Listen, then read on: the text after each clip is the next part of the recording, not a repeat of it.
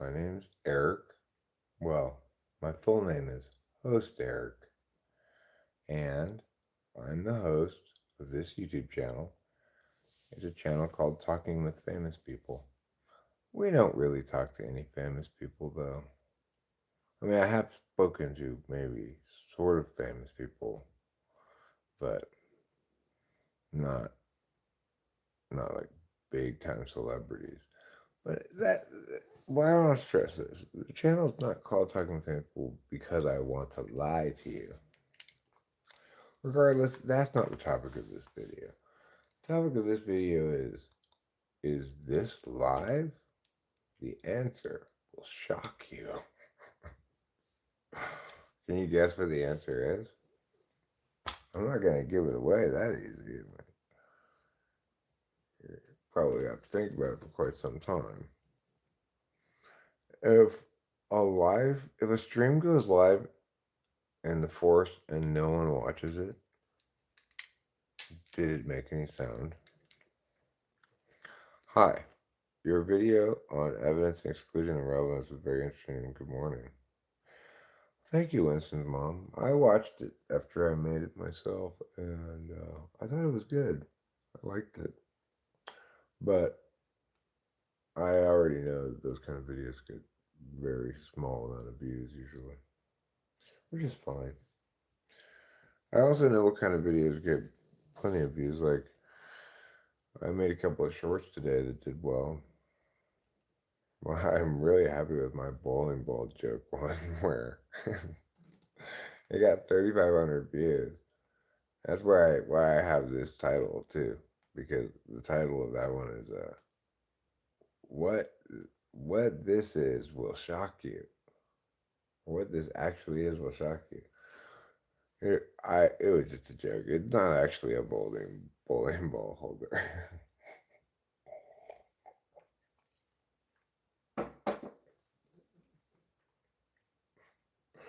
But it got 3,500 views, 4 comments, which is pretty hard to get comments on shorts. Hi, No Sage. Today's game was fun. We had a bit of a stressful start to it because first it took me. I had to like pull over to the side out of the line in the parking lot and try to get the part the attachment for the parking pass with the barcode on it. Struggled to find it because, of course, I went by a StubHub and you actually receive the thing from like a partner vendor from a different email. So I searched my email wrong and finally I found it. And then we got to the gate. We were still in time, plenty of time, and getting the tickets to show up on my phone from StubHub was an absolute nightmare. I cannot believe how many things I had to go through to figure this out. I kept viewing them on StubHub, and then it would say, "Oh, check your email from the affiliate," but it wouldn't tell me who the affiliate was. It was just, oh my god. Eventually, it took all the way till the bottom of the second inning we got in there. Maybe it was even close to, it might have been the top of the third. We had missed 2 full innings of the game before I got it figured out. So Step Up needs to suck it. Now, what this is will shock you. I learned more about that slippery slope fallacy, and I realized my issue is not with calling it fallacy, but rather the notion of evidentiary predictions at all. What specifically are you talking about? Um, Slippery slope is only a fallacy in some circumstances. Some things actually do comprise slippery slopes.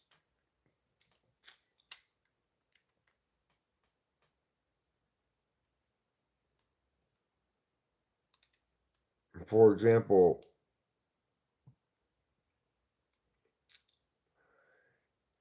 if Making exceptions for people from the rules is a slippery slope, right? Once you made an exception for one or two people, then everybody else can say, well, you made an exception for them. Why not make an exception for me? That's like an actual kind of slippery slope. So not all slippery slope claims are fallacious. What is that? Oh, I guess Rachel must be up.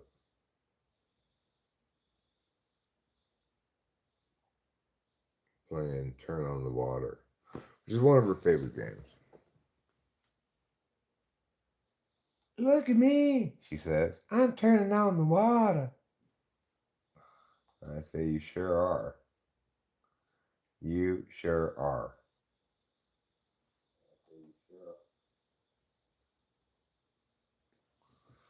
Well, I get it. It's saying like if if the Supreme Court allows uh handguns, and next it's going to be automatic rifles and machine guns and tanks, and that's a slippery slope fallacy but the real reason it's slippery slope fallacy is because that's not the way the courts work, right?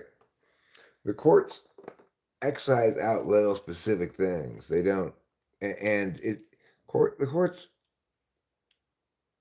precedent um doesn't snowball like that.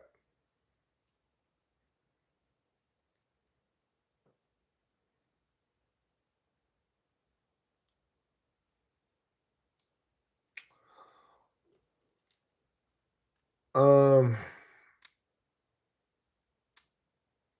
well, I don't really think it's sensible to call any form of justification for predictions better than another to the point of calling something fallacious.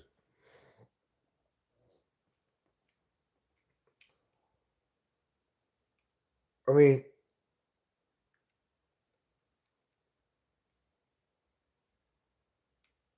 yes, I mean, I agree with you that we have to be very wary of impact driven cases where people are just predicting impacts and saying, because I can show more predicted benefits than harms, you should vote for my advocacy.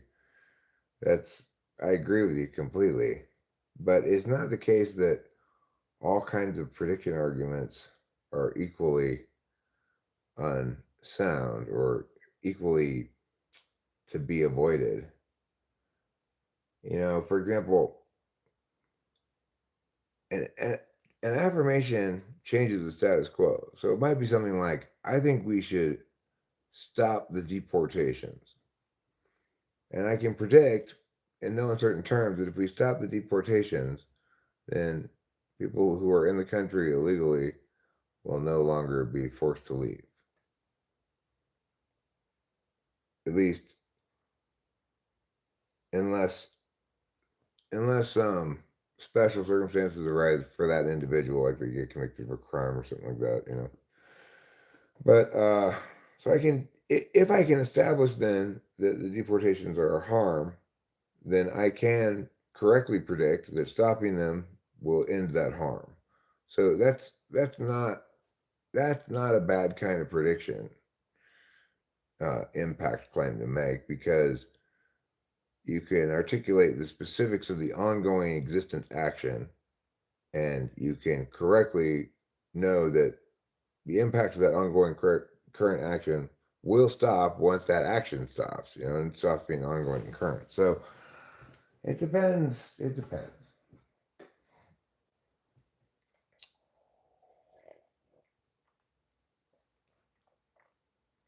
One example of a slippery slope fallacy argument was when gay marriage was being introduced. Slippery slope argument became that's okay. Yeah, okay. Well, that would be a slippery slope argument for sure. And the reason why that was not a slippery slope is because it wasn't, it wasn't, it felt like to people in culture war stuff, like it was a progression of of ever more permissiveness regarding those matters. but it never was. It was always a binary as to whether or not society was going to accept the legitimacy of homosexuals.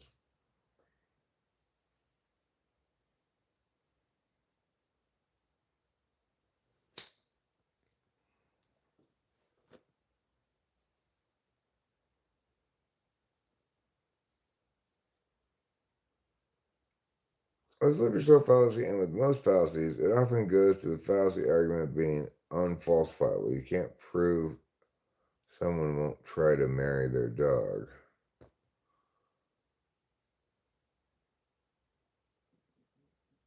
Well, that's true, but I mean, I don't think that's why they're fallacious. Um, it's only fallacious if basically some mechanisms have a slope-like characteristic and some mechanisms don't. So, because the arguments about gay marriage were fundamentally always about equality under the law, equal protection under the law, it was a binary question. There is no slope. There's no spectral aspect to it.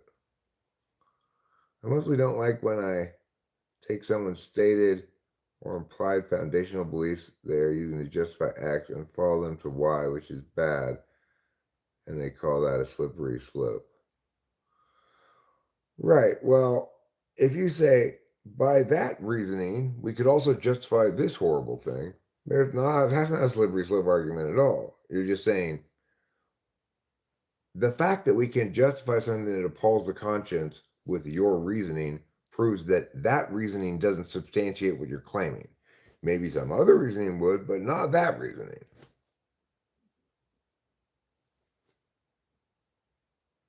So, yeah, I would. It's very understandable that say that would bug the shit out of you because that's definitely not that's slippery slope at all. That's that's them incurring the argumentational consequences of their own bad arguments.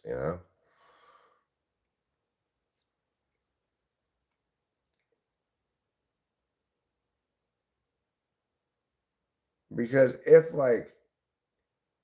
in fact I can justify X with by appealing to it'll make Mary happy, then I can justify anything that will make Mary happy if that's sufficient to prove your current thing is justified, then it's sufficient to prove anything is justified.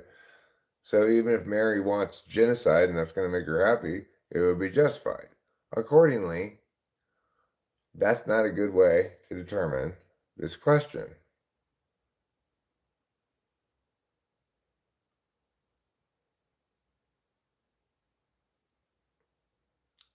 Yeah, it's a conditional statement. If Mia, then Mia, right? So because it doesn't make any claim about whether, just if, you can have it be, if it only has statuses of conditionally true or not or false.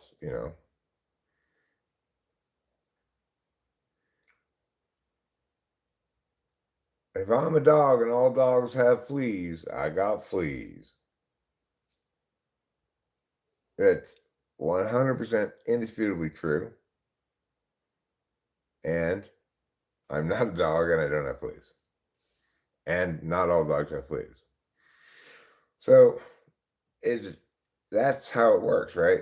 With conditionality, you can have three statements, all of which are false, and it be unconditionally absolutely true because it's conditional.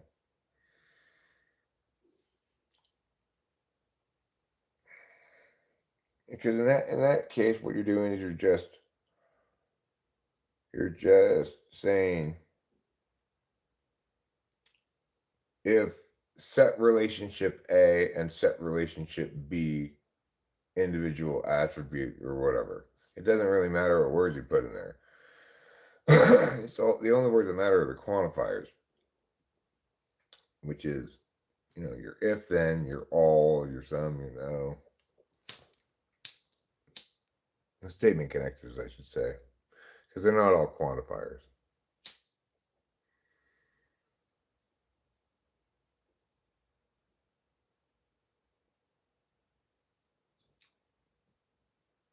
Well, then you should tell people, hey, that's not a slippery slope. What is okay? What's good for the goose is good for the gander. The whole beautiful thing about argumentation is if you make some stupid, freaking shitty argument, I can just say, well, if that argument's going to win, here's a better version of your stupid, shitty argument. And now it justifies blowing up the moon. So let's not do what you say, let's blow up the moon instead.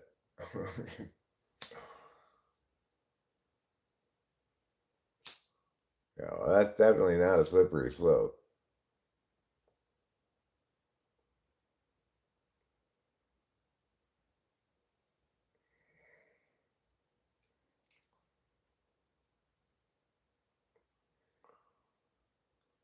I mean, there's nothing to even argue about with gay marriage. If the federal government is going to afford tax benefits to people based on their marriage status or treat them differently based on their marriage status, it has to let everybody have that option. You can't say, um, if you're a homosexual, you're not eligible for that aspect of the law because um, even if you go to a church and get married, we're not going to recognize it because we don't like homosexuality. It's just, that's obviously not going to survive any scrutiny in any court of law. The Constitution guarantees equal protection of the law. So it needs to let even homosexuals get married. And the argument that, well, I mean, they can, they just need to marry the opposite sex, is pretending as though they can just decide to be straight, which is not the case.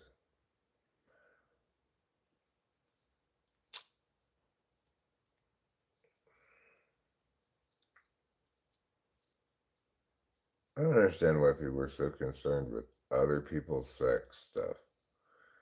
Like, you get a bunch of people all, about transgender people. Like, don't you have your own junk to worry about? Why are you worrying about this tiny fraction of people who are doing things with their own body and already getting shit heaped on them all the time?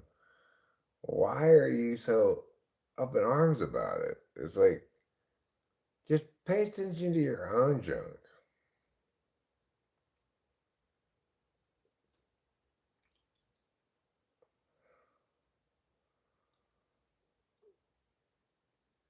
No, it doesn't have to. What? You're saying that if the federal government um, wants to not acknowledge the marriage of homosexuals, that doesn't violate equal protection under the law? Okay. So if you were going to also not allow homosexuals to travel on planes, would that be okay?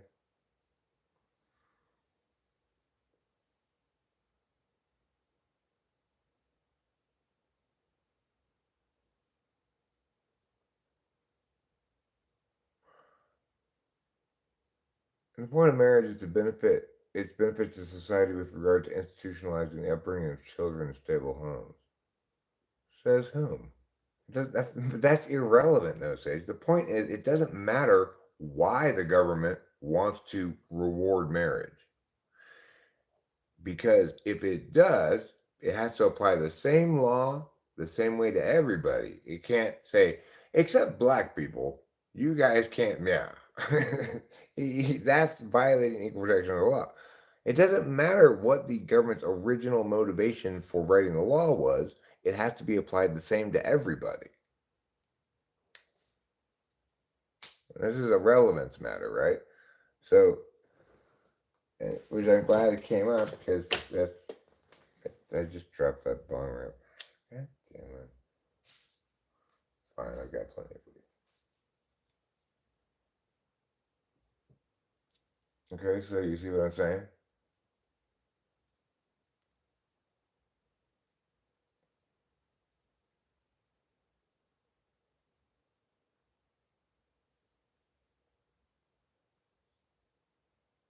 Okay, but no, Sage, it doesn't matter why they have a vested interest, or even if they have a vested interest.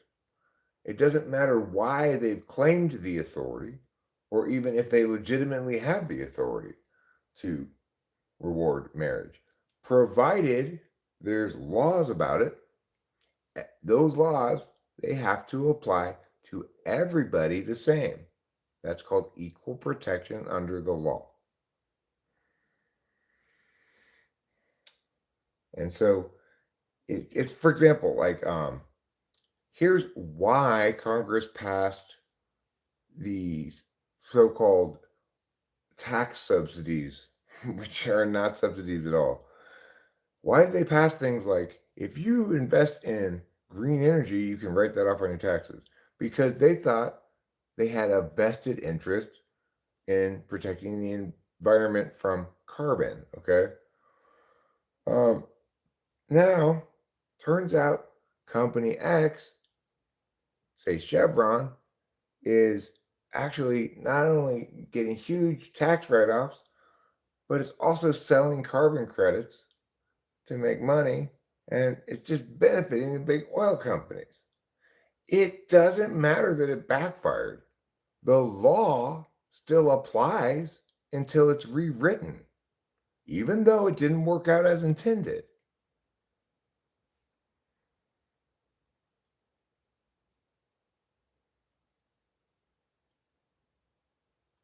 I mean, I agree with you, Putty Cat. The government should not have anything to do with marriage. There's no reason for it to have anything to do with marriage. Marriage is like a religious thing, kind of, or just a like, I'm going to prove how serious I am about being your boyfriend, so much that I'm going to call myself husband now. It's not really any difference than before you get married. OMG, try the brew pub loaded waffle fries at Applebee's. Oh, that does sound good, Nina Medina. But I already was cheating on my new diet today because I was traveling to Sacramento back, so I had fast food. My service is too spotty here to engage thoughtfully, so I'm just gonna enjoy the dulcet tones of Eric owning the libs. I don't know. I am not conservative. I'm not liberal. I'm not libertarian, as I've said many times before. All of those things are ways to avoid the necessary and detail oriented work of being correct about specific things. Well, that's just a way to be like, oh, okay, well, now I don't have to actually be correct. I just join the team. Come on, guys. We all know what's going on here. We know what public policy should be. It's those damn yes. They're so wrong. Don't worry, I'm equal opportunity wronger. Everybody's wrong. You're wrong. You're wrong. You're wrong. You're wrong. Everybody. So don't everybody ever worry about it. I am not on the other team. All the teams will hate me equally, and nobody will want me because I would just tell them they're all wrong and shake my finger at them.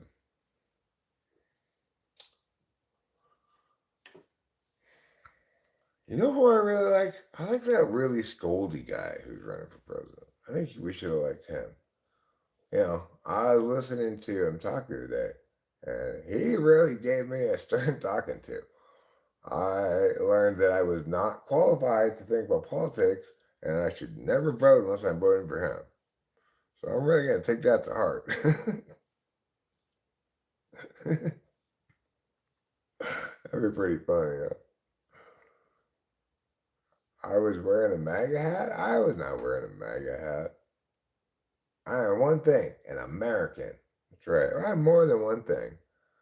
I'm also history's most important man and history's handsomest man.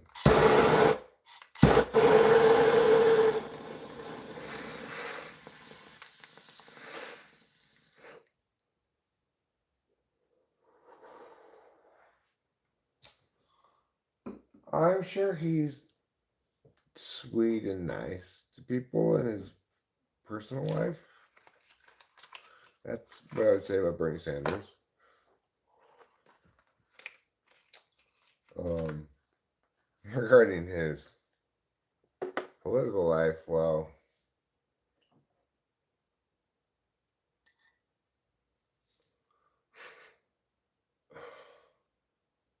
like what could be? Could there be anything dumber than free college? Why would the government pay for something that's already so worthless and it just gets so much more worthless if there was even more market forces removed from it?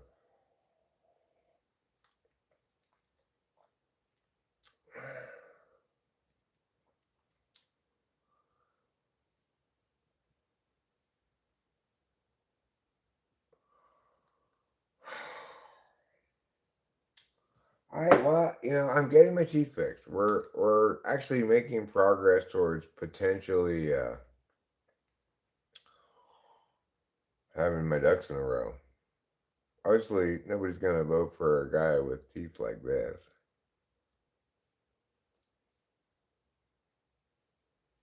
Yeah, at least in the status quo, it's mostly plays out as just individuals making a terrible financial decision that haunts them for years in the form of debt repayment. At least that just, you know, if you make that mistake, then you're gonna be like, oh,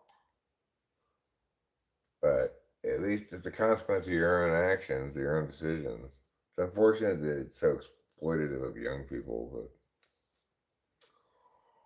they're adults. Hi, simple girl.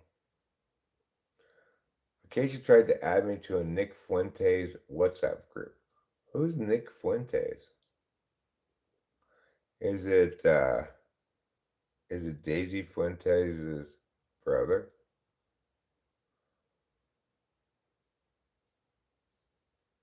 Grandpa, tell me about the good old days. Well, now, back when I was no higher than the knee of a grasshopper, I'd be sent out in the fields early in the morning, right before sunrise, to whip the horses and to milk the sheep. After I milked the sheep and whipped the horses, I'd go and I'd wrestle them cows till they said uncle. And that's a little story about the old days.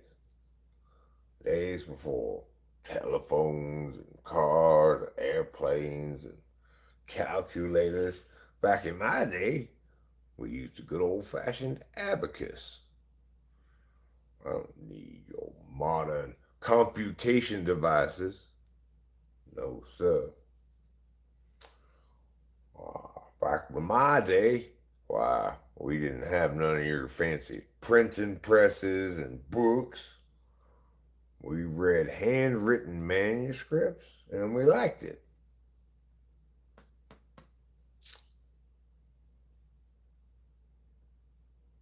No, they're not being lied to. I said they're being exploited. I didn't say they're being lied to.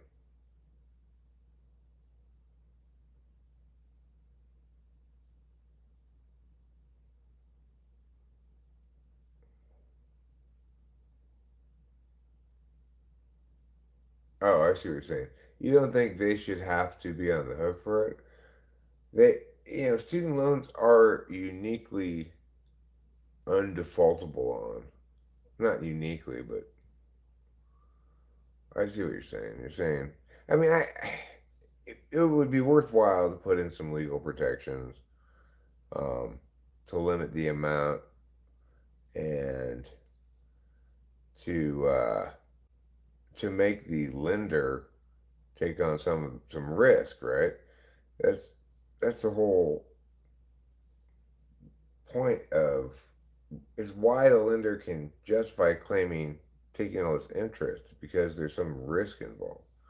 Lenders want to avoid all risk, then they should get out of the lending business. Which trades student loans for increasing the voting and conscription age to 25. I mean, I don't hate the idea, but I don't really see young voters as a problem. You know, they tend to be enthusiastic, but what do they have to get enthusiastic about these days? There aren't any good candidates.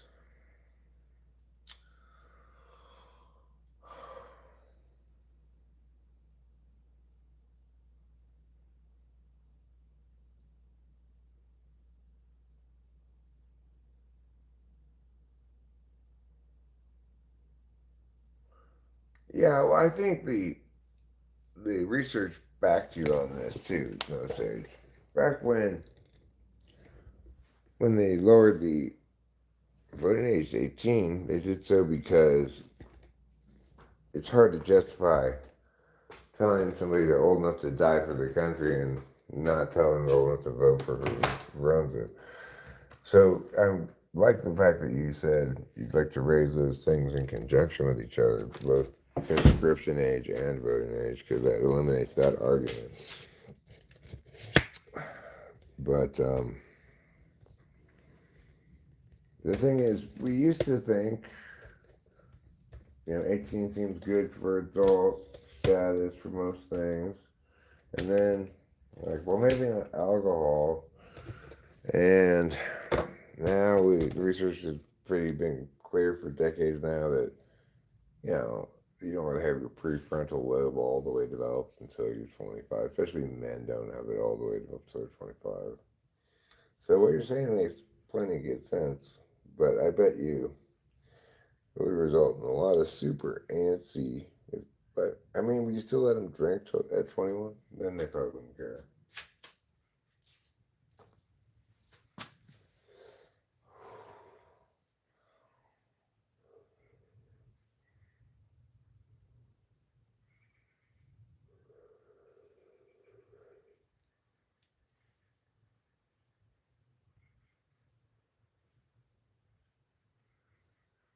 If you had them vote on it, have like everybody from 18 to 21 vote on the question. Do you want us to lower the drinking age to 19 and raise the voting and conscription age to 25? Or would you like to keep it the same? Keep everything the same. I bet they'd vote to lower the alcohol age. But young people like alcohol. Not as much as they used to, apparently. I guess people don't drink as much as they used to. I know I don't drink as much as I used to, but that's a different story. The government needs to stop giving universities money. I don't know. I don't know why they're giving them money. It's conceivable that they could be funding some kind of research that maybe it's the most effective way to get the research done to sublet it out to some organization that's already doing that kind of research. But I don't know enough.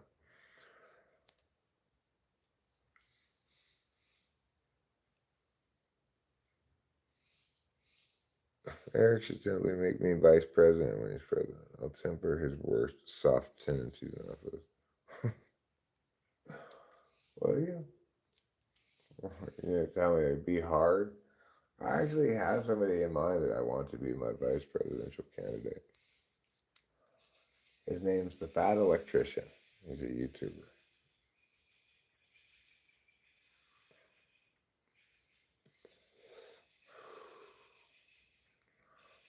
Yeah, I mean, I'm not saying uh, we should lower the drinking age. I'm just saying if you get left it up to the young people themselves, they might they might choose for themselves to raise the conscription voting age just so they could get alcohol sooner, which might be if in fact they're a detriment to the voting populace. I'm not really sure that's the case. But I do think that the reason we send people that young into the military is because they want them still moldable. They want to teach them discipline and, as they say, to teach them all the things that their parents didn't teach them.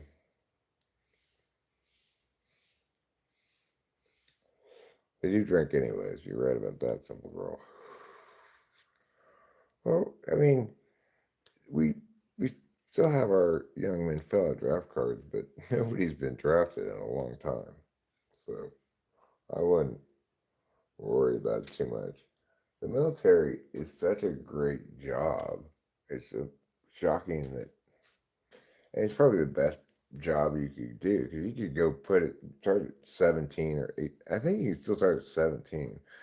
Maybe it's 18, but put in 20 years, be retired when you're 40 and get a crazy pension forever.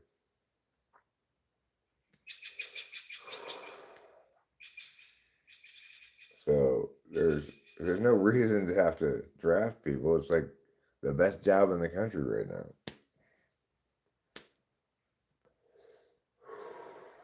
I'm sure it doesn't pay very well uh, when you're doing it compared to some other kinds of things, but it also comes with like free room and board.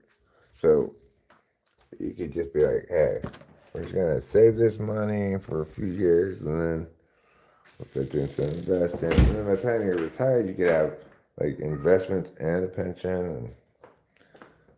And if somebody were to say, hey, Eric, what should I do at a job? I'd say, go into the military, young man. It teaches you how to be a man, it's a simple girl. And that's why I remain a little baby. I haven't even matured into boyhood yet. Stuck in baby phase. Newborn baby. All I want to do is suck on titties.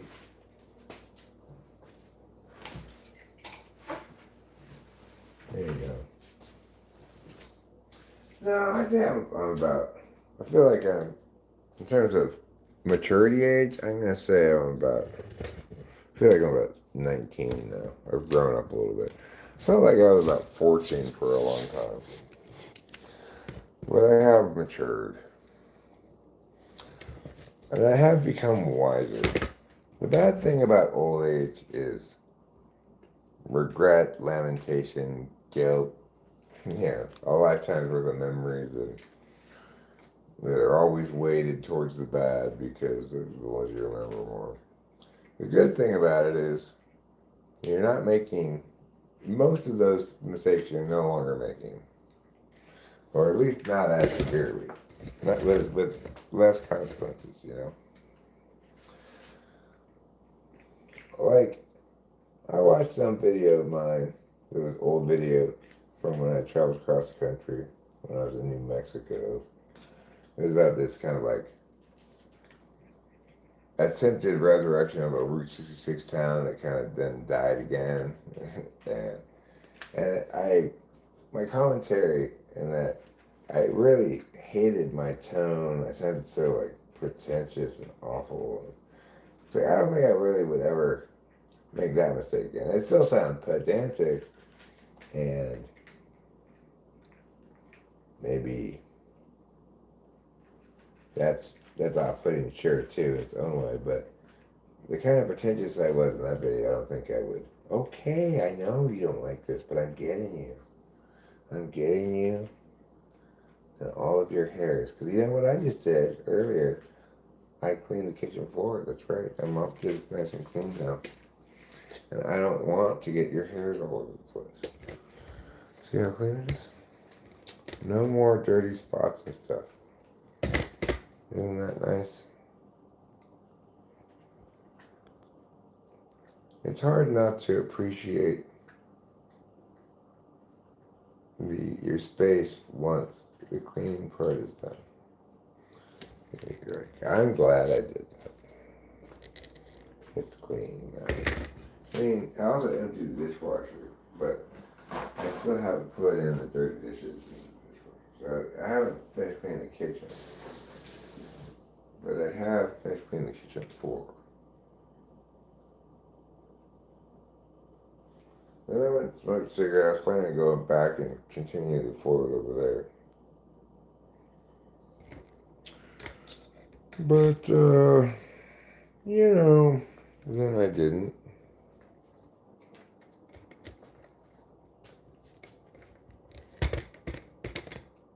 And Darren Duzalot, the god of doing, he struck me with a thunderbolt for my failure to do. Oh, yes, what a happy man. What an important gentleman. You put the high class into gentlemanly society. Yes, you do. You're a high class broad. Okay. I know you didn't like that one. But I'm trying to get your tangles and stuff out, you know. You don't groom yourself hardly at all. So, this is what's going to happen. You both don't groom yourself and require me to watch you eat. You're just going to have to get used to this.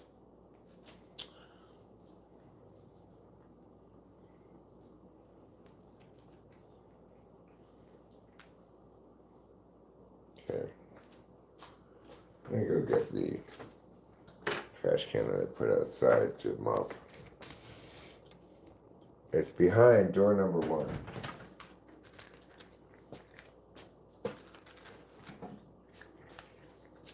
Ta-da! It's the trash can.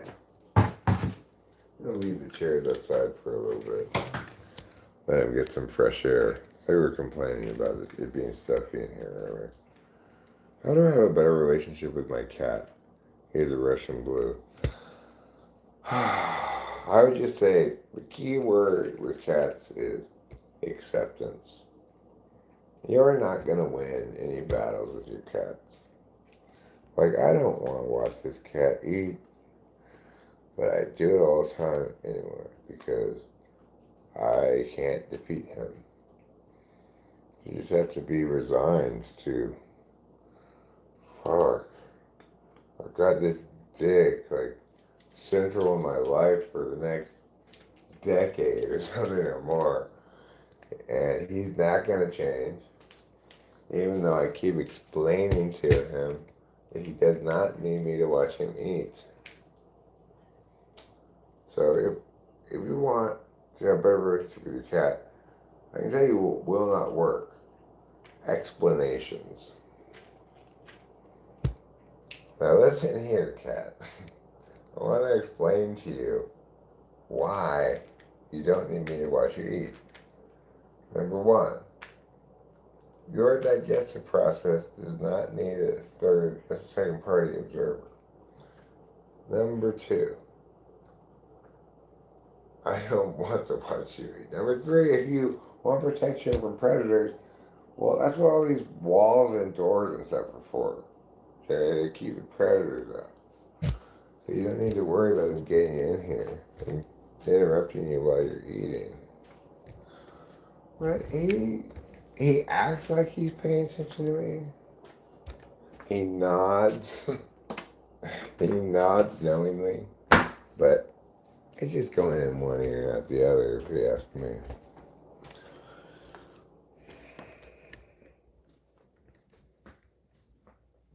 Cats are a mystery. I got him recently from the shelter. He likes treats, but I haven't pet him yet. Why is he like scratchy or something? Well, you're gonna have to just socialize him by trying to pet him a lot.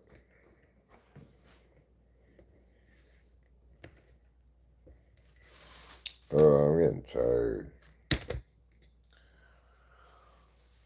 Oh, I had such a long day yesterday. It was a good day. It was a fun day, but very long day. 16 hours. We left the house around like 9:40 and got home like 1:40, I think it was. So he is skittish. Hmm. Well, what you need to do is explain to him, am I going to bed at this time of day? Yeah, I will be going to bed sometime pretty soon. I didn't go to sleep last night.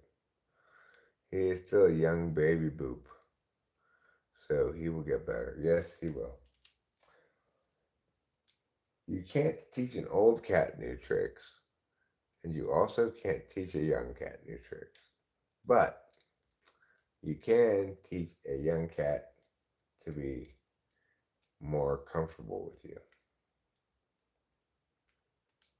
And even an old cat, like Trouble, is very comfortable with us, but he'll still give me angry eyes sometimes if I pet him one too many times in the wrong context or something. It gives me you know that meme of that prairie dog who sits up and then gives this hard look, like he's like that, he gives you that look. Can you teach an old man new tricks? Yes, I can learn new tricks still. I'm talking about this old man.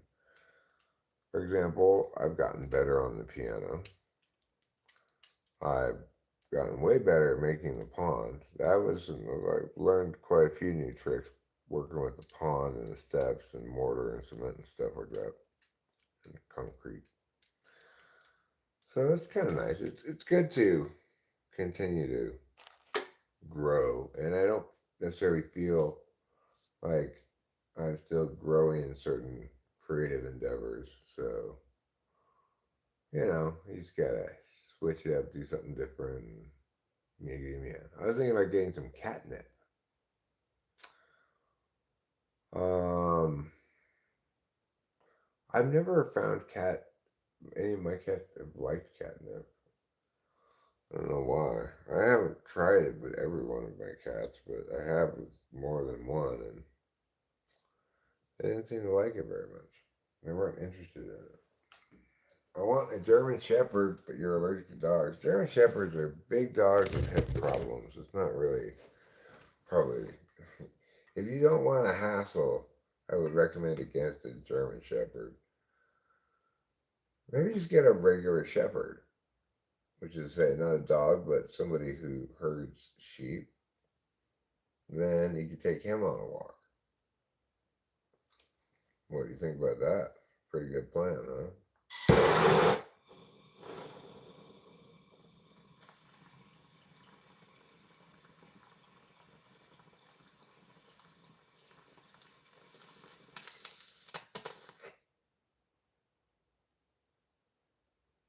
German Shepherds are beautiful. These shed a bit, kind of like my cow dogs.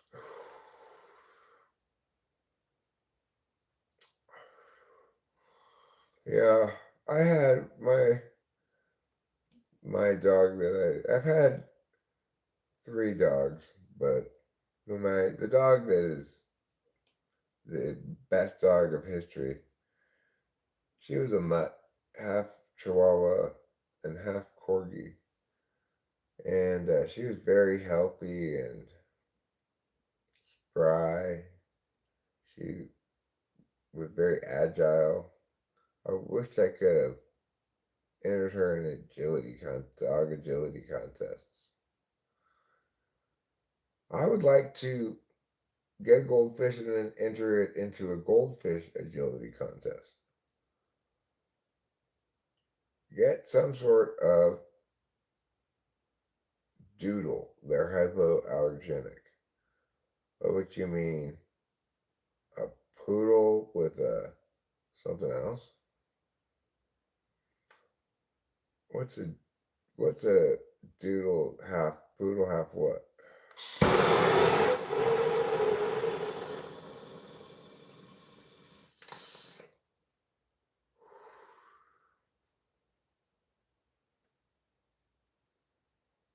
Chilorgi versus Gorgawawa.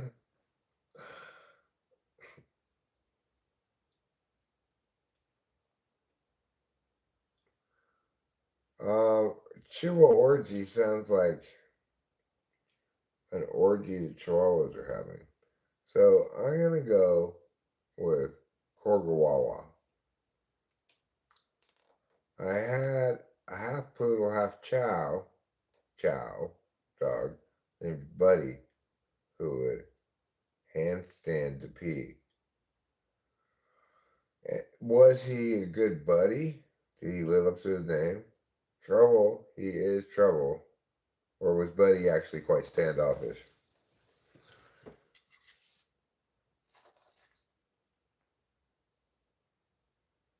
Capilla lives up to her name too. She's a sweetheart. He was a good dog. Glad to hear that. Good dogs are good dogs.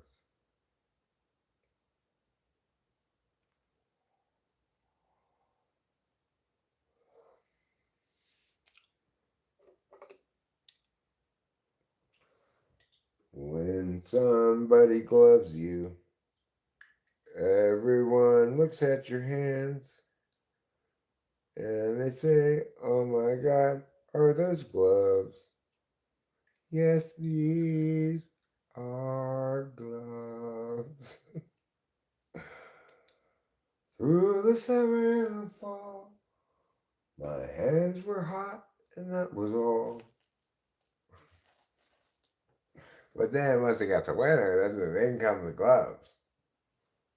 See, that's how it works.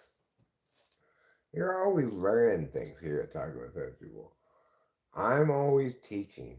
I'm just teaching facts after facts to the people of the world.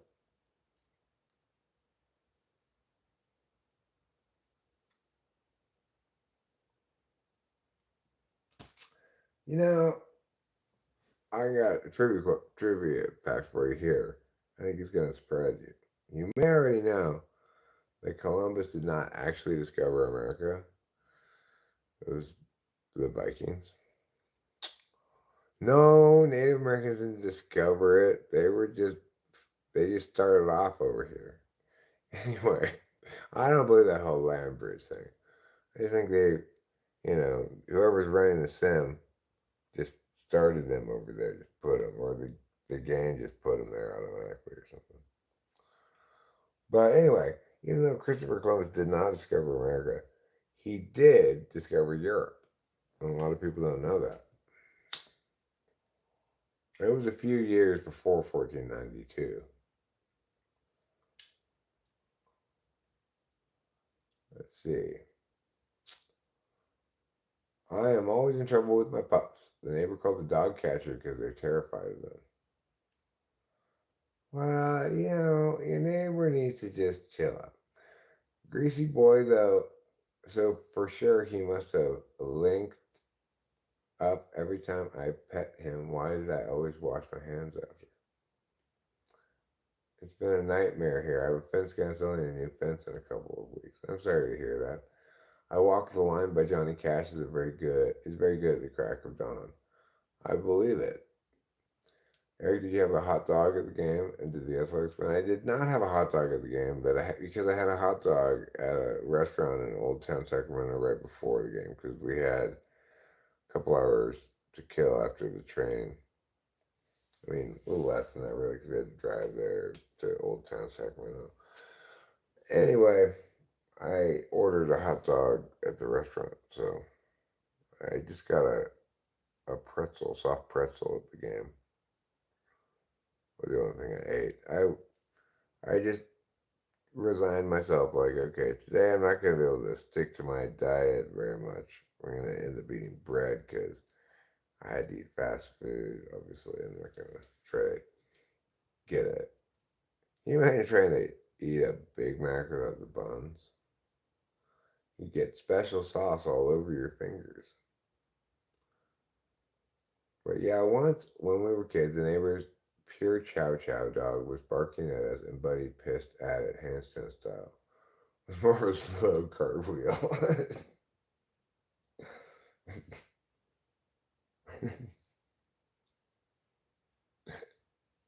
That's fantastic.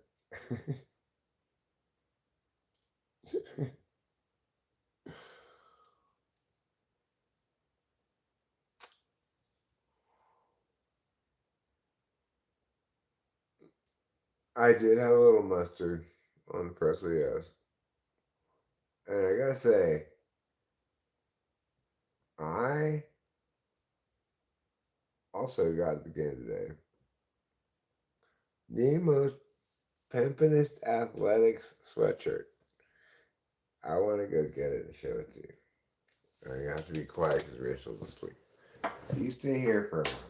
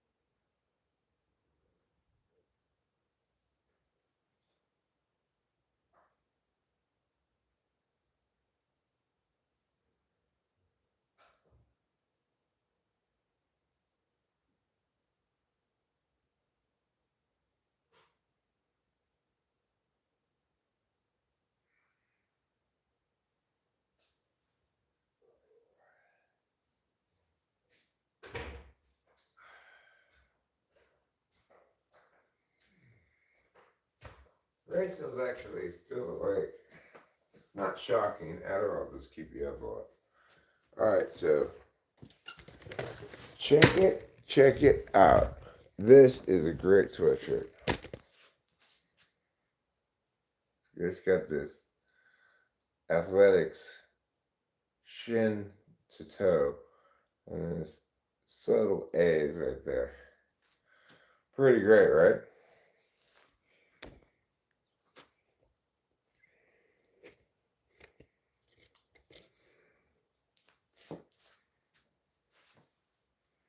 Yeah, it goes super well with Rachel's hat.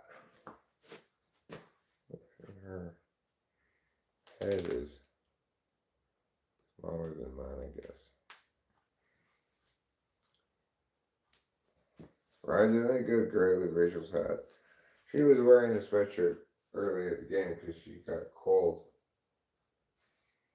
I was cold too, which is why I bought the sweatshirt. But I was also chivalrous. I wasn't gonna let her be cold while I was not cold. Yeah, I got this in the ballpark at the game.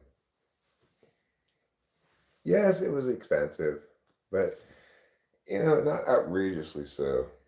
$85 for this sweatshirt made me think that the hat was outrageously expensive at 40. Because isn't this worth more than two hats? It's $83 out the door. This was. Don't you think it's worth more than two hats? The hat was $40. I think it's worth more than two hats. Yeah, some of the guys played. But I saw this sweatshirt, and I was like kind of just smitten immediately. I was like, "Oh my god, that's such a neat looking sweatshirt. I totally want that."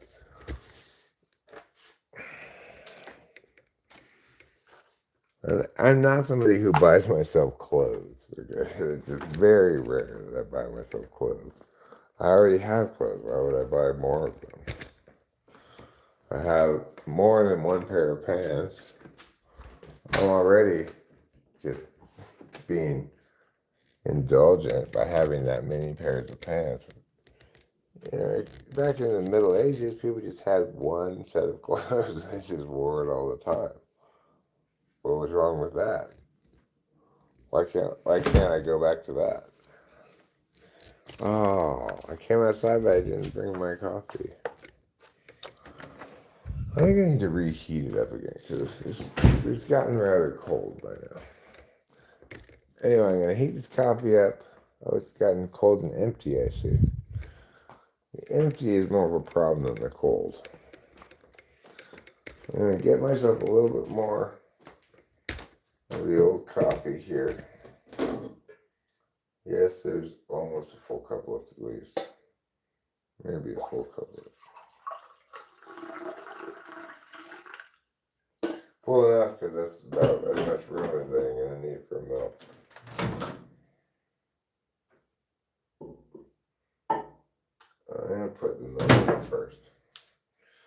I'm going to be smart. Like the professor from Gilligan's Island.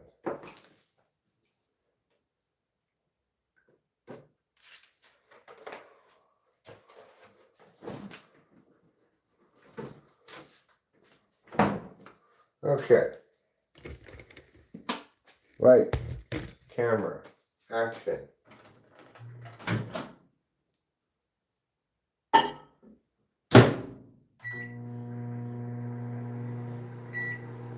Piano and Pierre.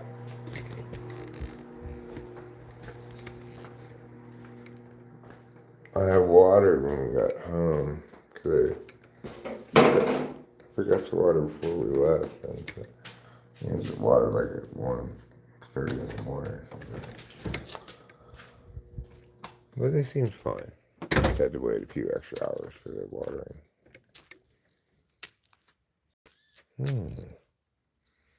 Smelling delicious. You smell like the flavor of all tomorrow's wonders.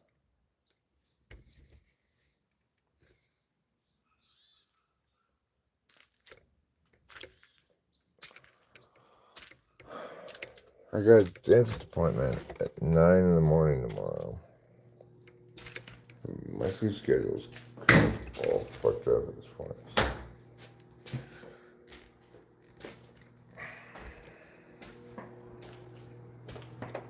That'll be fine.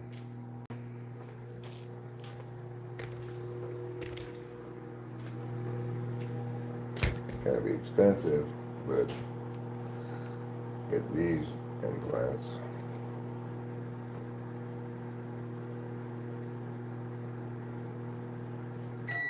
And then everyone's gonna say, oh my god, I can't even tell any difference because you can't see this very much. But they're for eating purposes more than seeing. You want to go outside? Go ahead.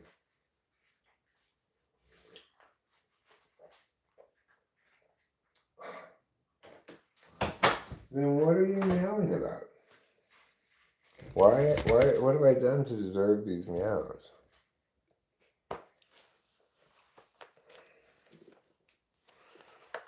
I'm gonna go in the room, grab my glasses, and go outside, smoke a cigarette, drink this coffee. And then at that point, I'll probably wrap it up. Am I getting individual implants? Some. Like, yes, I'm getting individual implants, but also, like, there's space for, I don't know how many teeth here, 4 probably. I'm getting 2 implants plus some kind of bridging thing. I'm not really sure, but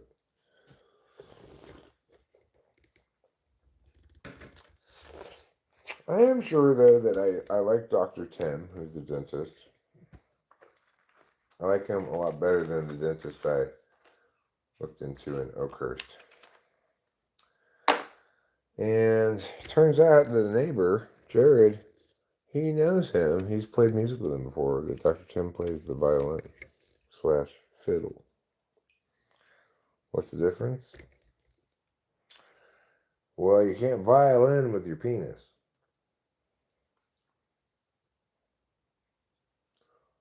Whereas you can fiddle with it. See?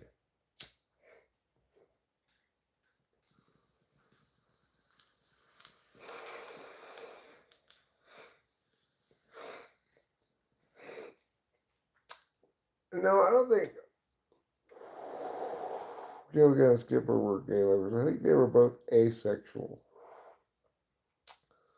They had a agape kind of love, a platonic love that only two nautical men can know. It's a love without the brazen, crass physicalities of most sex obsessed people. No, theirs was a pure and true love. I'm say playing the fiddle, such as bluegrass music, is the most challenging of all. Really? Well, fiddle me this, fiddler.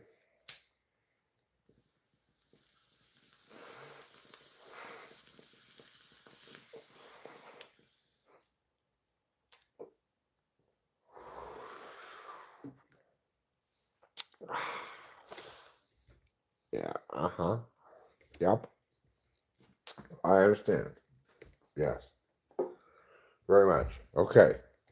Oh, no, I won't be late. Okay, yeah. Bye bye. Bye to you too. Okay, all right, cool. Bye. That's me having a conversation with someone on the phone. Acting. I was acting.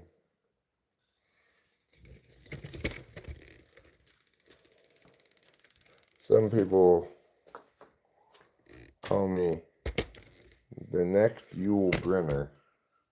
That's how good my acting is. Go ahead, kitty, go outside.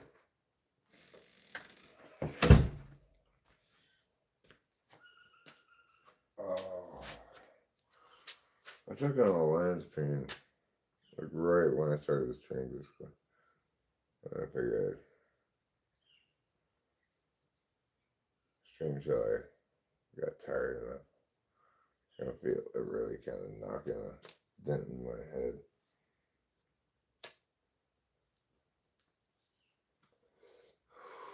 Rachel got super faded yesterday. She drank like, I don't know, probably three, I guess. She probably drank three of the, she might have drank four, but she definitely drank three of the St. Ides marijuana teas. And she was just, I'd say something to her, it'd be like this 12-second delay.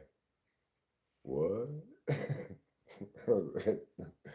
I said, man. She's like, oh, man. It's literally like talking to somebody on a satellite phone. Like they used to do on the news, you know.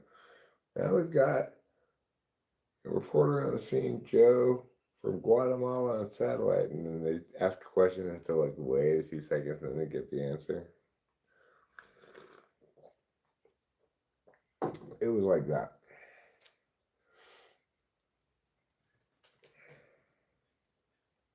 Like she loves those drinks.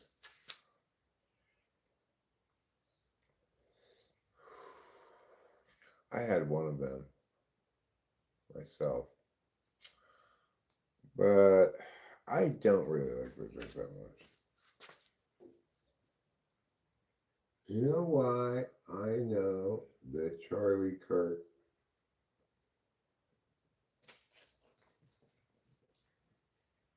I can't read that. My little eyes.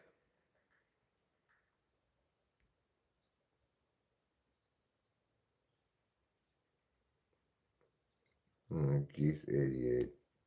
I don't know what you're talking about. I mean, I know about Charlie Kirk, but your desire to bring race into the thing.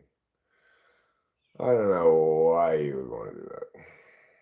That's just being super dumb. Because race isn't a thing. Except for me, I'm fluidly transracial. Right now, I'm Argentinian. Ole! Because, yeah, I get to pick my race. And I get to change it as often as I want. Because I am talented like that.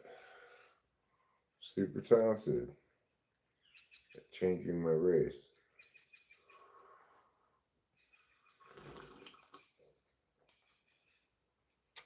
I'm thinking about exploring some new races, in fact. I'm thinking about trying out lizard man, orc, half, um, half, half orc, maybe gnome, maybe dwarf, half elf, elf. A lot of races I haven't really been yet. I've never been to the Boston Marathon.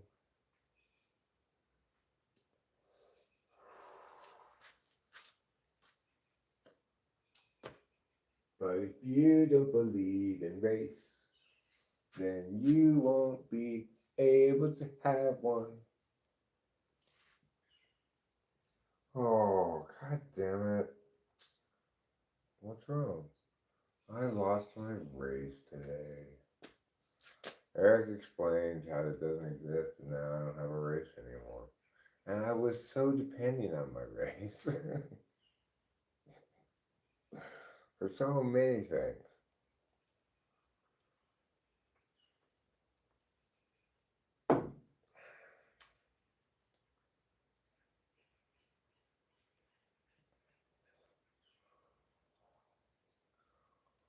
Oh, what a beautiful morning. Oh, what a beautiful day. I've got a beautiful feeling that everything is going my way. Which way is that? I'm going inwards pretty soon into the house. I could go around to the back, but I'm not gonna get any ponding done right now. I'm just too tired, ready for bed. I need to get some sleep, and I need to prepare myself for tomorrow's ordeal. Would you like to go inside, Capino? Yes, you may. Here you go.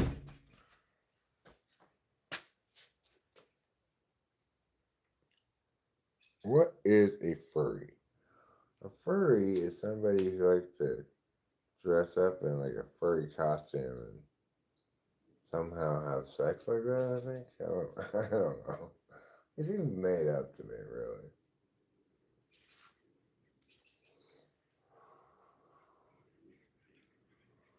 Well, I could also see it as some kind of weird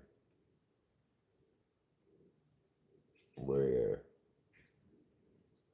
to make sexual intimacy feel safer or something. I don't know.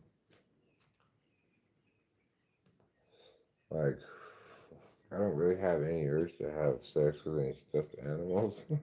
So, I don't get it myself, but maybe I just don't have sexy enough stuffed animals.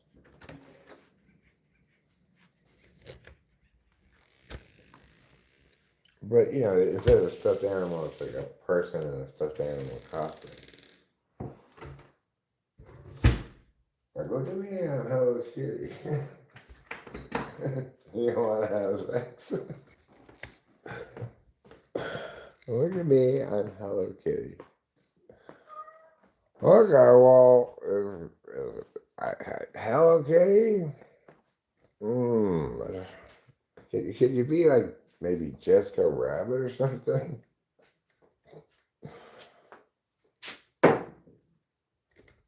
Is she furry? I'm not sure if she's furry or not. Why am I back here watching you eat again? How?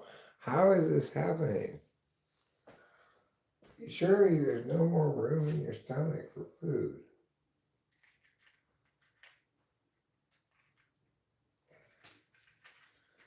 Oh, this cat. You think you're Lord of the Manor, don't you? Yes, you do. And even if I did all that combing, just petting you, start getting hairs on you.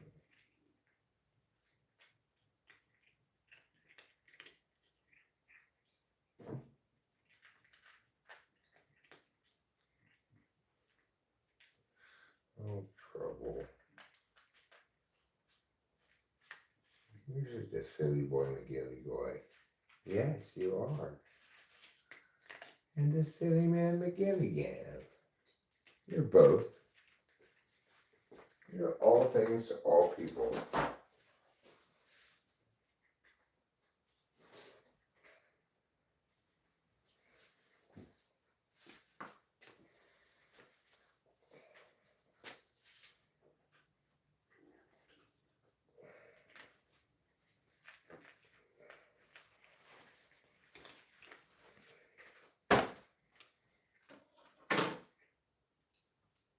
There.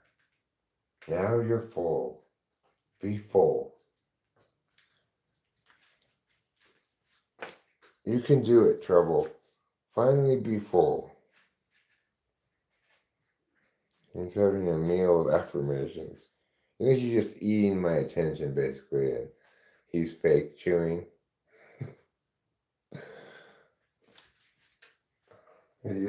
He makes a sound and then just spits it out.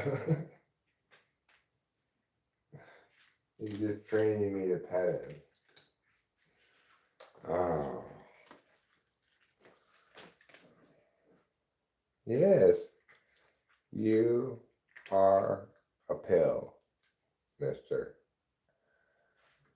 And you don't even care who you are. He's upset because the chair's gone. All right, you want me to get the chair? Hold on. I'll get you a chair. Hold on.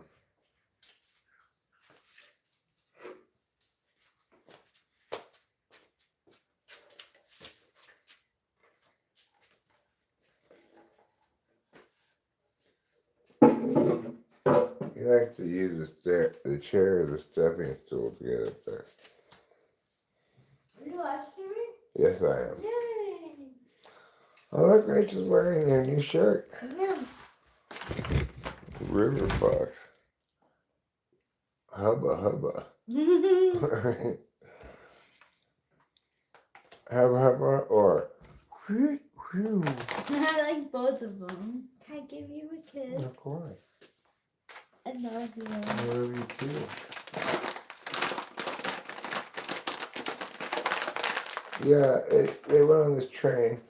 It's very like cool, vintagey looking old train. But I guess Rachel and Zandy sat on the boring side of the train. So that was a little unfortunate. I guess there was a good side and a bad side. It didn't go in a circle.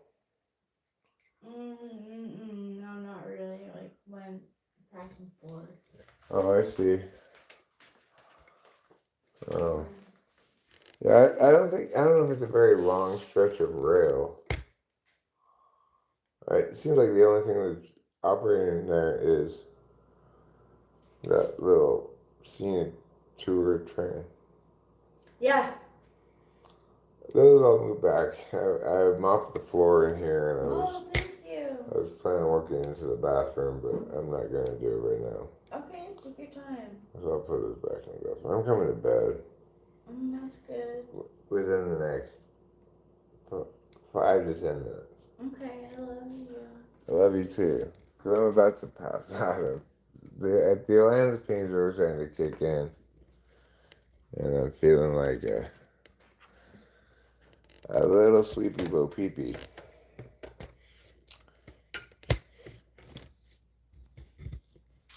That would be a good rapper name for me. Sleepy bo peepee.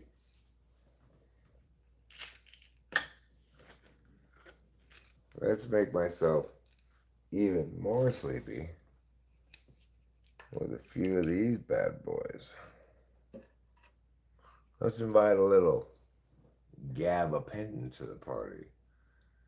Is that part of Newsom's expensive rail idea? No, it's just it's like an old fashioned E train that's on an otherwise unused small section of train tracks, privately owned and operated business.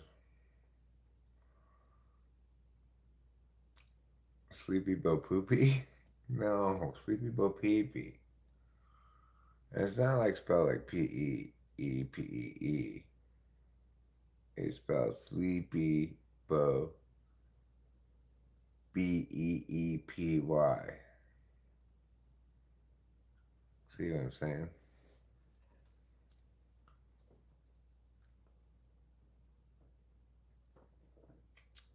I gotta say,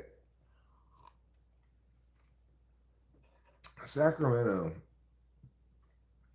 made me feel generally better about the state of the world because we went in there on a Saturday and we went to the old town. It was jam packed full of people walking around, going to little shops. Almost all the storefronts had active shops, but there were a couple things that were out of business. But with the amount of foot traffic going through there, you can absolutely support a bunch of little businesses.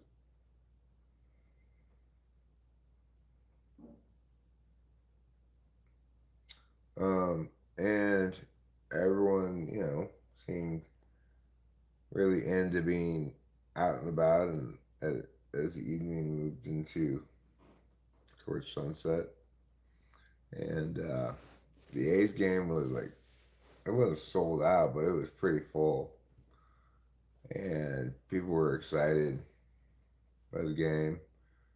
Sacramento's got a great fan base. I don't see why an MLB team wouldn't want to go there. That Rivercat Stadium next to the bridge is fantastic. I know it's not a major league stadium. I guess they wouldn't get enough revenue if they tried to go there, but they would have been well served to try to just revamp, update, or somehow enlarge that existing stadium and move to Sacramento rather than going to Vegas. Sacramento is a better city than Vegas.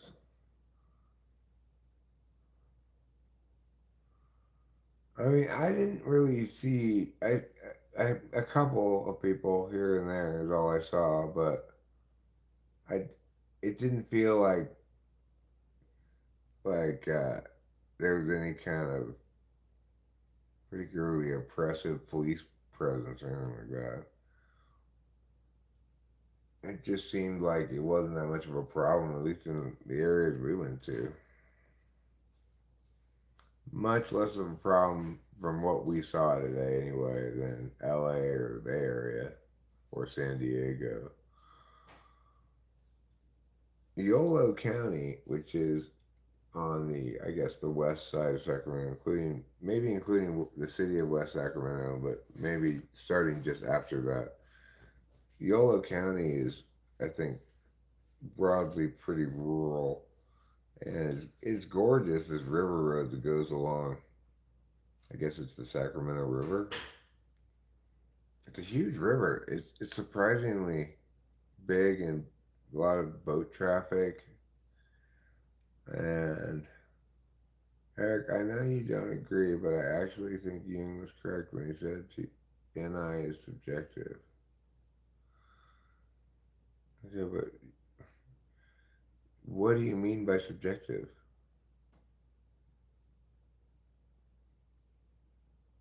Before you can even have an opinion about it, you have to have a definition of subjective.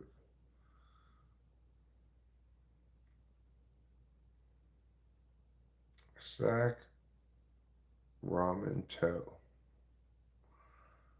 Oh, yes. Well, that was the original spelling.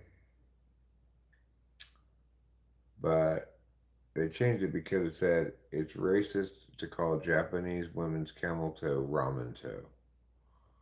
And I agree. Lots of bars and clubs around the stadium. Not like yes, if you're not afraid to walk a little bit, like the stadium's right next to this golden bridge, and right on the other side of the golden bridge is Old Town Sacramento. So you could easily, if you wanted to, park in the lot at Old Town Sacramento, go have dinner, walk to the baseball game, walk back to the lot in the Old Town Sacramento. That's very doable. I had purchased a parking pass for the gold lot when I bought the tickets, which is just one of the. They just have them by color. It's not like I got the premium lot or something. It was the only parking pass that was offered to purchase. So that's where we parked. And there's not really any bad parking there. It's not very far to the stadium. It's just very small stadium compared to like Dodger Stadium or Angel Stadium or Oakland Coliseum. The big A is what Angels do.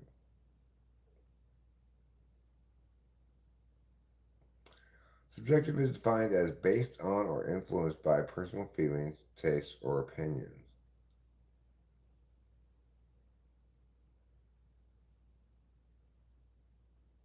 Okay, well, obviously, people don't intuit from nothing. They have, they experience some data and not others, based on where they are and what they're observing. So the intuition works on something, obviously. But the point is, introverted intuition is objective. First of all, let me be more precise with my language. There are only two functions that are either objective or subjective, really. TI is objective, FI is subjective. But introverted intuition is the objective knowing function. In other words, you're knowing based on the thing outside of you, not based on what you know inside of you. Okay? So I'll give you a great example with this show I was watching on Netflix. And it's it was a Japanese show. But I'd watched several shows on Netflix before. There were Korean shows that were the same kind of show, which is like it's a it's a physical competition where they start with this number of people and they get eliminated and it gets down to the and it's like sports people doing different kind of strength and fitness competitions and stuff. Anyway, so I started watching this Japanese one, and because all the ones I'd watched before were Korean, and I think they had all had some people who were Japanese in the contest. When that show started, I said, "Oh, this is another one of these Korean shows." And the fact that they introduced a couple people first who were Japanese, I just thought, well, it's one of those Korean shows that has some Japanese people on it. But and then they said, the prize is announced as this many yen. But my NI ignoring, because I was knowing with my experience, it took me to almost the last episode of it to go, oh, duh, this is a Japanese show. They're obviously speaking Japanese. How could I have not known this for that, watching it for that long?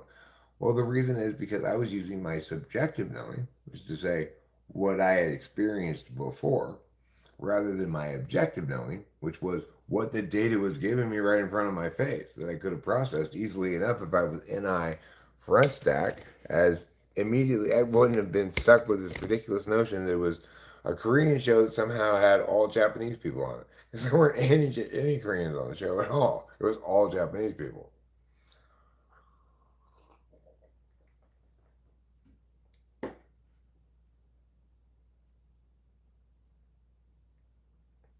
Well, of course, show media, all attention is paid by an individual, right? So there's no form of attention I can pay that's not of the subject. The subject, me, is the one paying attention. So we have to mean something more specific than that. Because, in fact, it is not the case that somebody intuits because of some subjectivity.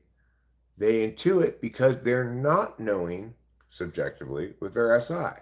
The opposite of what I just demonstrated, right? So, um, most importantly, though, and this is the thing to remember, objectivity is not you, okay? It's still you. So I am the person, the subject, who's objectively paying attention with my TI. I am the subject who's, when I know about a song, for example, who's objectively knowing that song's good. You might say, well, that's not objective, Eric, because other people wouldn't agree with that, blah, blah, blah, blah. Well, what I'm saying is it's something that I know despite myself regardless. Just like I know I have a stomach ache despite myself regardless. I don't get to not know that subjective experience because I don't want to. Similarly, I don't get to not know the objective reality. Like, and keep in mind, objective does not mean correct. It just means that you are knowing what is you're knowing the identities of things, right? Remember that NI emerges from shape constancy, the ability to understand that this is a lighter no matter which direction you're looking at it from. Why? Because the object, is a lighter outside of me, okay? And it is a lighter independent of my perceptions. I might remember, you might be, let's say you're holding this, right? And then I see you holding it. I know it's a lighter. I walk out of the room. You put something else in your hand that's not a lighter, that's the same color. I might walk back in and intuit. I might assume it's still the lighter, right? Because of object permanence. I didn't see anything change, so it should be the same thing as it was before. That's SI. I could, however, note some minor difference in it and intuit that you've switched it up. That's not a lighter anymore, right? But I might not intuit that. If you've got it really looking exactly the same, I'm going to, regardless of my knowing, assume it's the same thing. Okay? So intuition is not more correct because it's objective. It's objective because it's an involuntary way of knowing the other by its identity rather than an involuntary way of knowing the self and one's experience. Regardless, neither of them technically meet any operational definition for subjective or objective because the only functions that truly meet that definition are TI and FI. TI is objective because it's disinterested. FI is subjective because it's interested, and both those things are calculi. A calculus is the appropriate thing to describe that term to.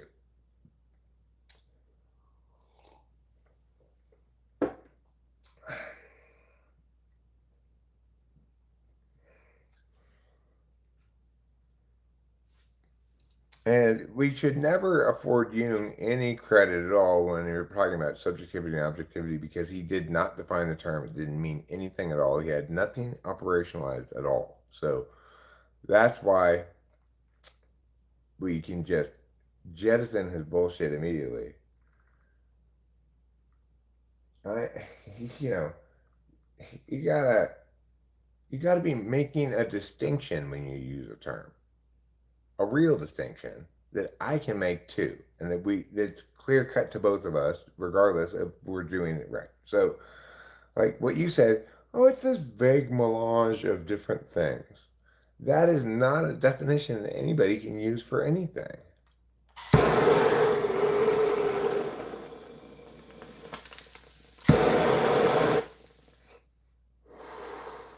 I have two definitions for objective and subjective. The other one being you can also use it to describe data. Both of those definitions are clearly operationalized so that you can use it to test something to see if it qualifies as either an objective or subjective calculus or objective or subjective data. I don't have an operationalized definition that allows you to determine whether something's objectively known because that's that's not a good use of the term really. I shouldn't ever do that. But because if I was going to use the term, then I'd have to say, okay, I'm using the term objectively in two ways. When I refer to it to objectively calculate is defined as this. To objectively know is defined as this. At that point, why am I defining objective and subjective in two different ways? Why don't I just acknowledge that only TI and FI are objective and subjective respectively, and we need another term for the objective-ish quality of NI and the subjective-ish quality of SI. Well, SI is much more subjective, but it's still knowing. Like, the reason people won't want to think of certain things as subjective is because they go, well, he remembers something he learned and it's completely accurate and he repeats it back, so he knows it objectively. It's objectively true what he knows. Well, that doesn't matter. He's not being objective in his attention. He's remembering his own experience.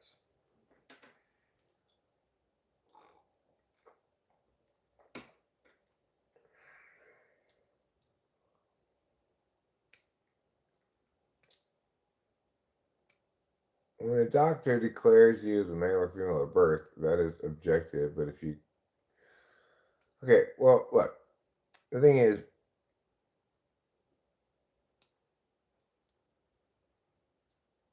what you're saying is that.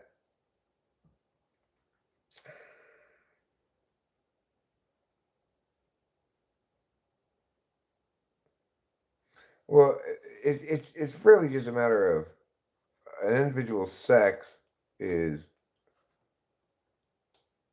is testable 100%. Like, we don't do that test usually to see if you have two X chromosomes or an XY chromosome. But it's a clear cut binary. It's easily tested. Gender that differs from biological sex is appropriately subjective. Like, um, the thing about a person's sex at birth, that's objective data. In theory, everybody can access the data equally and come to their own conclusions about it. And by and large, everybody will come to the same conclusion. But that last part is irrelevant, but in terms of defining it as objective. So, a person's sex is objective data. A person's gender can also be objective data. So it's like if somebody has decided to dress up as a lady and try to look as much like a lady as possible and maybe has surgery or whatever, it, that they are intending to convey a gender of woman is objective data because assuming they're not doing a convincing job of it, uh, people can still tell that the person is trying to be a woman. What you're trying to do is say that it's some form of unacceptable relativism, but it really isn't because it's not like whatever. It's just it's just so dumb to care about. I just hate it. Like quibbling over this totally insignificant matter that impacts a tiny fraction of people for no good reason except it's like a culture war linchpin flashpoint or whatever. It's annoying.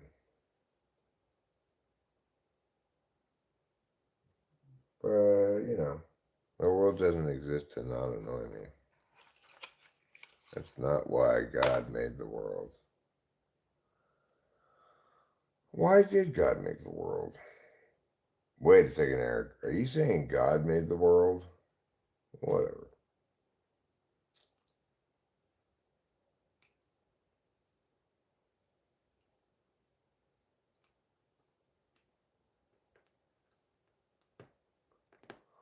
Well, I mean, the thing is, objective and subjective data, or what?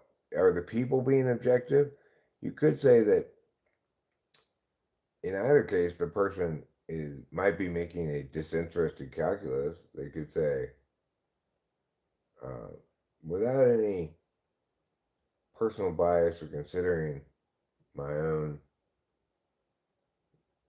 my own opinions, by positioning myself as objective third party, I've determined that I should be a woman. And here are my justifications. It could, in theory, be objective about the question of whether or not they should be whatever, I guess, sort of. But they're going to have to process only subjective data on that. I guess the term just doesn't inform the question at all. It's like everything about a person is person's physical body. Everything about a person's physical body is particularist, subjective. That's why SI is subjective, because it's specific to you. It doesn't universalize. Instead of saying objective and subjective, I should say in the NISI instance that it is particularist slash experiential with the SI, whereas it generalizes with the NI. Okay, Katie. God. Well, where are you scratching at then? You want to go outside?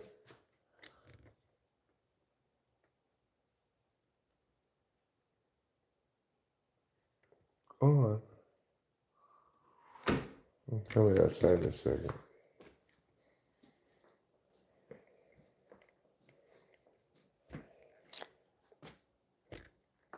Another way to think about NISI is map and territory.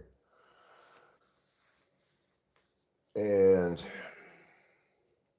like you could see that in Rachel's conflict with that lady. So Rachel was saying, oh, I had this thought earlier. I had this thought out earlier, and it was right on the money. I hope I can remember it.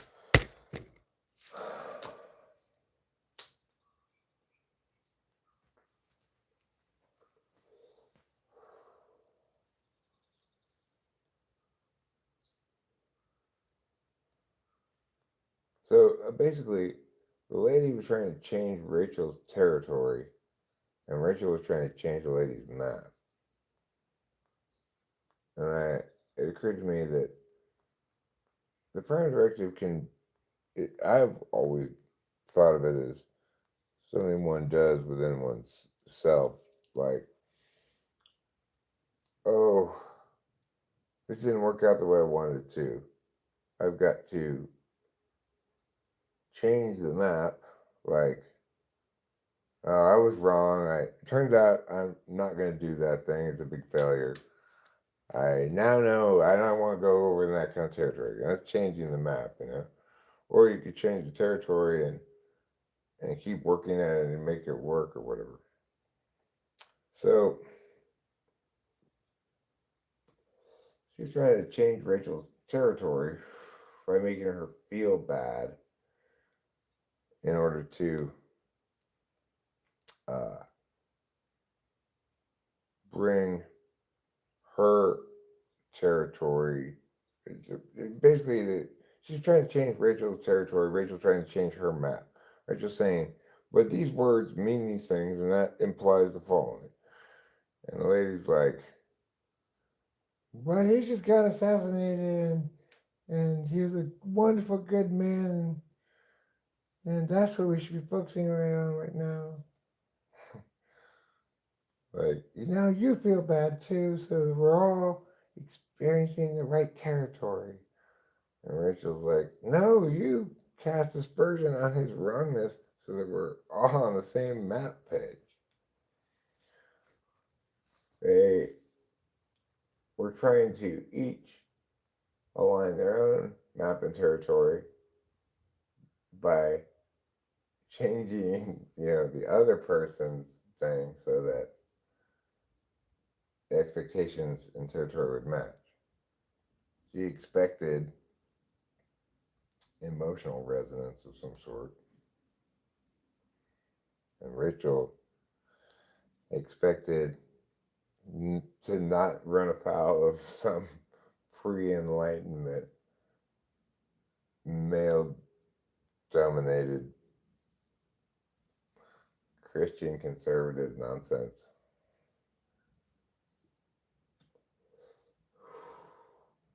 Hey, woman, I'm talking here to another man. You just wait over there quietly until I'm done. Then you can come talk to me. Like, I don't know what pushes people towards that. I guess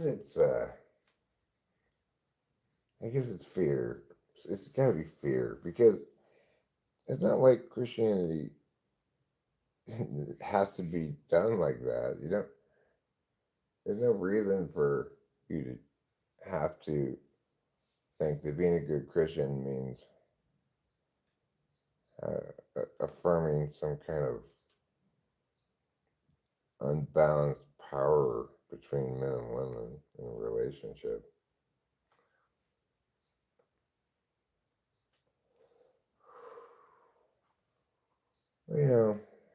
People get scared.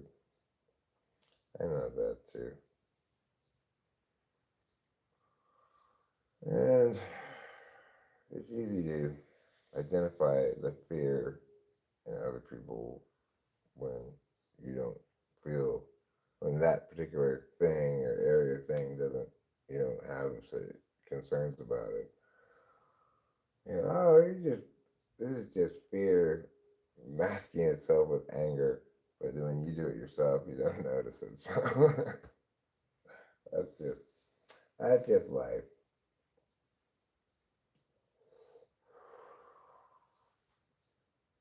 You know what else is life? Well, something that I call sleep. That's what I'm gonna do. As soon as I'm done with the cigarette, I'm gonna walk in there. I'm gonna put on my glasses to read a few last chats to see if there's anything critical. TV's already gone to sleep, so I just look at it on the phone.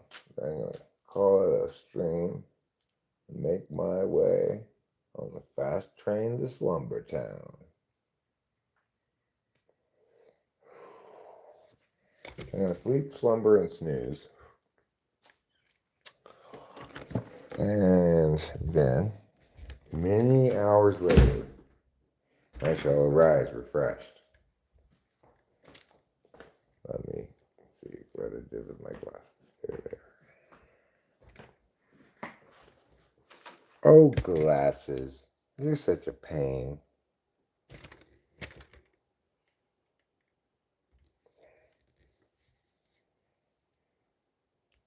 I don't think Christian religion is bad about anything. I think individual people go down some bad worldview paths. My Christianity is fantastic. No, I'm not taking the last train to Clarksville because that leaves after the train to Slumber Town. I'm going to go do that instead.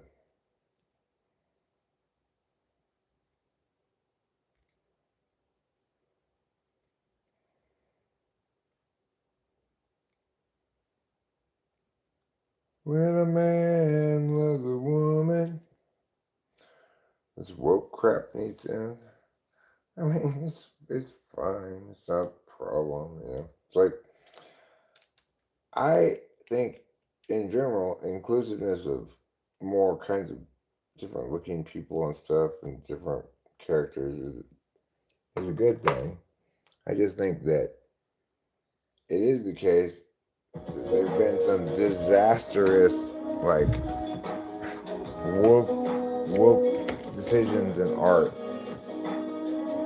obviously, nobody should be hired or fired or anything based on, oh, well, you're more of a marginalized group. I mean, obviously, everything should be on merit, but I think it's good that, you know, I like the idea of Hamilton casting, where it doesn't matter that it's a Revolutionary War. If you're like Asian woman, you could still play like Washington or something. The reason I like that is because I want the opportunity to play the old Negro. Well, why don't you come on over here and help yourself to a seat? Let old Mr. Eric tell you a story. So, if I want to play that character, then I have to be in favor of that kind of casting. However, I will tell you that the single worst disaster of wokeness was what Amazon did to Wheel of Time. They got the rights to the Wheel of Time book series and made a miniseries out of it, and they fucking destroyed it with wokeness. Like, the whole book is about how there are two halves to this power, the male half and the female half. And men can use power in one way and women can use power in another way. The men are more powerful in some ways and the women are more powerful in some ways. And the whole book series is built around um, this system engine, right? And they got rid of it and had like it was just like changed the gender of characters and fucked everything up. It was a complete disaster. So believe me, I hate that too. Obviously, everybody just needs to acknowledge that individuals are individuals and to just stop causing discord and disharmony and wrongness with your stupid appeals to groups. So anyway, that's my final scold for the morning as your scolder in chief is going to bed. Good night, everybody. I wasn't scolding you. I know all of you are wise beyond your years. I'm catching up to mine. I've only got like 37 more years to go. Anyway, love you. Have a good morning. Don't forget to keep playing cheese.